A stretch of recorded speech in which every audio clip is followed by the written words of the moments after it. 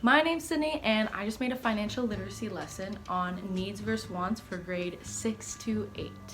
I chose to target grades 6 to 8 just because this is typically when students begin to make their own form of income for the first time in their life, whether it be through a babysitting job or they start getting allowance on their own or maybe even a paper route. From that, this is mainly when students have to be financially responsible and manage their own money for the first time in their life. Now, this whole lesson idea was 100% inspired by real events.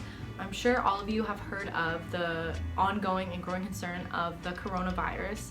And basically, this whole idea began when one day my hungry and toilet paper needing self had to go to the grocery store. As I entered the grocery store, I was overwhelmed by not only the amount of people, but the chaotic, and I mean chaotic, energy that was inside. Everyone was rushing around with their grocery carts packed with canned food and cleaning supplies, ultimately preparing themselves to self-isolate in their house until this whole thing blew over. As I got to the aisles, they were either half empty or fully empty. That's when I realized people were essentially preparing for the apocalypse.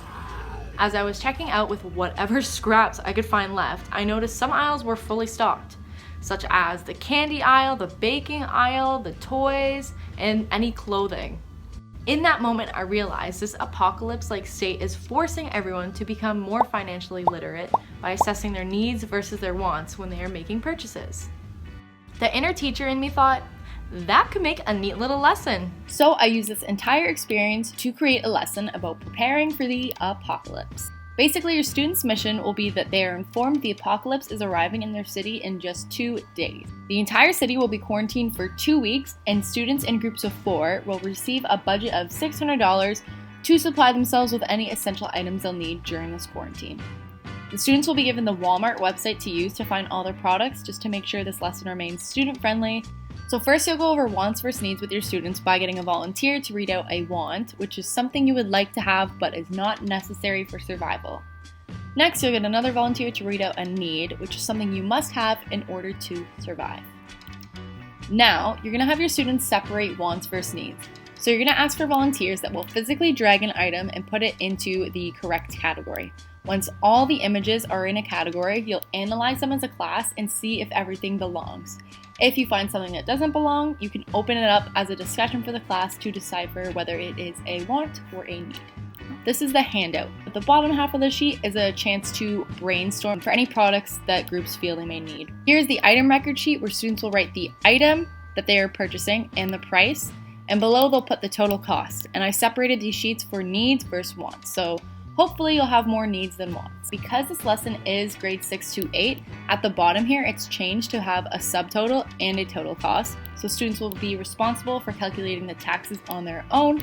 And depending on the skill level of your class, you can introduce words and concepts such as gross cost or net cost as well. And to finally finish everything off, students will justify their purchases by announcing their top 5 needs to the class as well as their top 2 wants to the class, and explaining why they selected these items. I just want to summarize this by saying, well, it is important to be able to differentiate between your wants and your needs.